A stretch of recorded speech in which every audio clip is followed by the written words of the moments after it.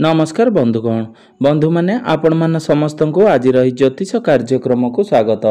आज ज्योतिष कार्यक्रमटी कुंभ राशि व्यक्ति विशेष मानक पई बहुत गुरुत्वपूर्ण अटे, बहुत ही खास अटे। कारण कुंभ राशि व्यक्ति विशेष मानकर जीवन एही रज संक्रांति पर ठारू बदलिबाकू जाउअछि। कारण ग्रह नक्षत्र मानकर चलन रे गोटे बहुत बड़ परिवर्तन हेबा पई जाउअछि, जहा द्वारा एमानकर जीवन रे चालुथिबा समस्त दुख कष्ट एवं समस्यार अंत घटिबाकू जाउअछि एवं पुणी थरे खुशी फेरिबाकू जाउअछि। बुध सूर्य शुक्रंकर राशि परिवर्तन हेबाकू जाउअछि, जहा द्वारा आपणकर जीवन रे किछि बड़ हेबा पई जाउअछि। आपणक जीवन रे चालुथिबा समस्त दुख कष्टर अंत हेबा पई जाउअछि। एही रज संक्रांति ठारू पुनर्बार आपणकर जीवन रे खुशी फेरिबाकू जाउअछि। तेबे आसंतु जानिबा एही रज संक्रांति ठारू आपणकर जीवन रे कौन सब बड़ परिवर्तन हेबाकू अछि।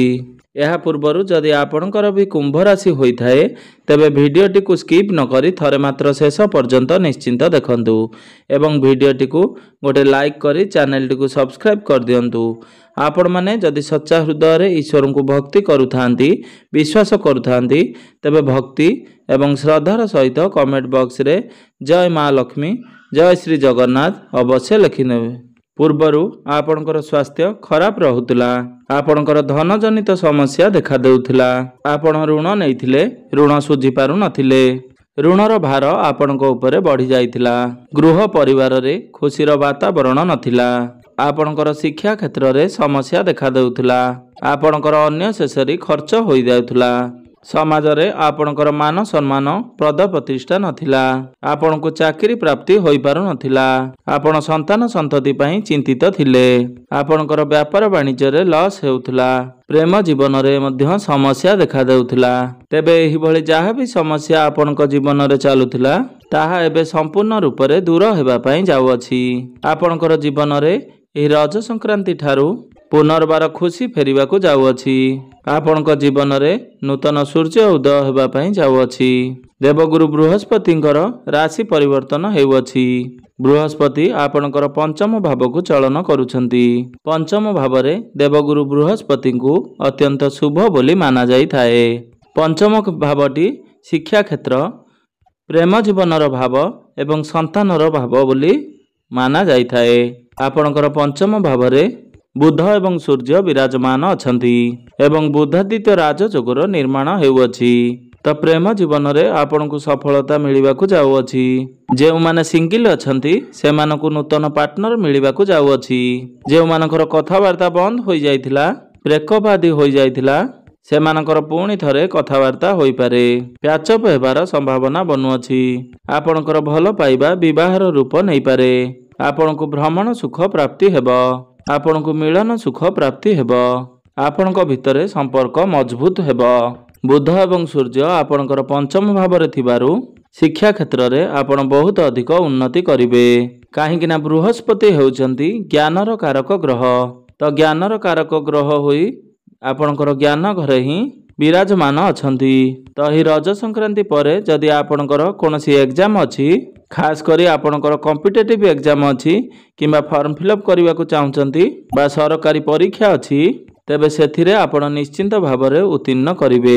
शिक्षा क्षेत्र रे आपण किछि ना किछि बड़ डिसीजन नै पारंती, आपणकर बड़ परिवर्तन होई पारे।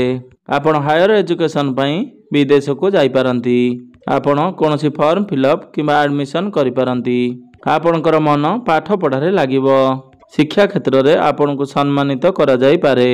गुरु आपणकर पंचम रे बसी आपणकर भाग्य भाव एकादश अर्थात लाभ भाव एवं आपणकर लग्न भाव को देखुचंती। नवम भाव को देखिबार माने हेला आपणकर भाग्य उदय हेबार समय आसी जाइछि। भाग्य आपणकर मजबूत हेबाकू जाउअछि। भाग्य बल रे आपणकु समस्त क्षेत्र रे उन्नति देखिबाकू मिलिबो। आपणकर पूर्वरु अटकी जाइथिबा समस्त कार्य पुणी थरे चालू हेबा पई लागिबो। आपण कोनोसी बड़ कार्यर आरंभ करि पारंती, बड़ इन्वेस्टमेंट करि पारंती। जेउ माने पूर्वरु stock market share market trading रे कार्य करुछंती सेही व्यक्ति विशेष मानकु आकस्मिक धन लाभ हेबार संभावना बनुअछि। ଏହି ରଜ ସଂକ୍ରାନ୍ତି ପରେ ଆପଣଙ୍କ ଗୃହରେ କୌଣସି ଶୁଭ ମାଙ୍ଗଳିକ କାର୍ଯ୍ୟର ଆୟୋଜନ ହୋଇପାରେ। ଆପଣ କୌଣସି ଧାର୍ମିକ ସ୍ଥାନକୁ ଯାତ୍ରା କରିପାରନ୍ତି ଏବଂ କୌଣସି ଧାର୍ମିକ ସ୍ଥାନରେ ଆପଣଙ୍କର ଟଙ୍କା କିଛି ଖର୍ଚ୍ଚ ହୋଇପାରେ। ଆପଣଙ୍କୁ ଆପଣଙ୍କର ପିତାଙ୍କର ସାହାଯ୍ୟ ସହଯୋଗ ପ୍ରାପ୍ତି ହେବ। ଆପଣଙ୍କର ପିତାଙ୍କର ସ୍ୱାସ୍ଥ୍ୟରେ ଯଦି କିଛି ସମସ୍ୟା ଥିଲା ତାହା ଦୂର ହୋଇଯିବ। ଆପଣଙ୍କର ଲୋକ ସମ୍ପର୍କ ବଢ଼ିବ। ସମାଜରେ ଆପଣଙ୍କର ମାନ ସମ୍ମାନ ପଦ ପ୍ରତିଷ୍ଠା ବଢ଼ିବ। ଆପଣ ଏହି ସମୟରେ କୌଣସି ଭୂମି ଯାନବାହନ ପ୍ରପର୍ଟି ଜମି ଇତ୍ୟାଦି କିଣାକିଣି କରିପାରନ୍ତି। ଆପଣ ଆପଣଙ୍କର ଗୃହକୁ କୌଣସି ଇଲେକ୍ଟ୍ରୋନିକ୍ସ ଜିନିଷ କିଣିକରି ଆଣିପାରନ୍ତି ବା ଆପଣ କୌଣସି ବଡ଼ କାର୍ଯ୍ୟର ଆରମ୍ଭ କରିପାରନ୍ତି କିମ୍ବା ନୂତନ ଗୃହ ଇତ୍ୟାଦି ନିର୍ମାଣ କରିବା ପାଇଁ ମନ ବଳାଇ ପାରନ୍ତି। ଗୁରୁ ଏଠାରେ ବସି ଲାଭ ଭାବକୁ ଦେଖୁଛନ୍ତି। ବୁଧ ଏବଂ ସୂର୍ଯ୍ୟଙ୍କର ଦୃଷ୍ଟି ମଧ୍ୟ ଲାଭ ଭାବ ଉପରକୁ ରହୁଛି। ତେବେ ବନ୍ଧୁମାନେ ନବମ ଭାବଟି ହୋଇଥାଏ ଆପଣଙ୍କର ଭାଗ୍ୟର ଭାବ ଏବଂ କୁଣ୍ଡଳୀର ଏକାଦଶ ଭାବଟି ଇଚ୍ଛା ପୂର୍ତ୍ତିର ଭାବ ହୋଇଥାଏ, ଲାଭର ଭାବ ହୋଇଥାଏ। ତ ପୂର୍ବରୁ ଯଦି ଆପଣଙ୍କର କୌଣସି ମନସ୍କାମନା ଥିଲା ତ ତାହା ଏବେ ସମ୍ପୂର୍ଣ୍ଣ ରୂପରେ ପୂର୍ଣ୍ଣ ହେବା ପାଇଁ ଯାଉଅଛି। ଆପଣଙ୍କର ସମସ୍ତ ଇଚ୍ଛା ପୂର୍ଣ୍ଣ ହେବାକୁ ଯାଉଅଛି। ଆପଣଙ୍କୁ ଆକସ୍ମିକ ଧନ ଲାଭ ହେବାର ସମ୍ଭାବନା ବନୁଅଛି। ବଡ଼ ଭାଇ ଭଉଣୀଙ୍କର ସହିତ ସମ୍ପର୍କ ବହୁତ ନିବିଡ଼ ହେବ। ଆପଣଙ୍କୁ ଚାରି ଦିଗରୁ ଲାଭ ହିଁ ଲାଭ ପ୍ରାପ୍ତି ହେବ। ଲଗ୍ନକୁ ଦେଖିବାର ମାନେ ହେଲା ପୂର୍ବରୁ ଯଦି ଆପଣଙ୍କର କୌଣସି ସ୍ୱାସ୍ଥ୍ୟଜନିତ ସମସ୍ୟା ଲାଗି ରହିଥିଲା ତେବେ ତାହା ମଧ୍ୟ ସମ୍ପୂର୍ଣ୍ଣ ଦୂର ହୋଇଯିବ। ଆପଣଙ୍କୁ ସମସ୍ତ ସ୍ୱାସ୍ଥ୍ୟ ସମସ୍ୟାରୁ ମୁକ୍ତି ମିଳିଯିବ। ଆପଣ ନିଜକୁ ହେଲ୍ଦି ଅନୁଭବ କରିବେ। ଆପଣଙ୍କର ଟିକେ ମୋଟାପଣ ବଢ଼ିପାରେ। ଆପଣ ଏଥିପ୍ରତି ବିଶେଷ ଧ୍ୟାନ ଦେବେ। ଆପଣଙ୍କୁ କର୍ମକ୍ଷେତ୍ରରେ ସଫଳତା ପ୍ରାପ୍ତି ହେବ।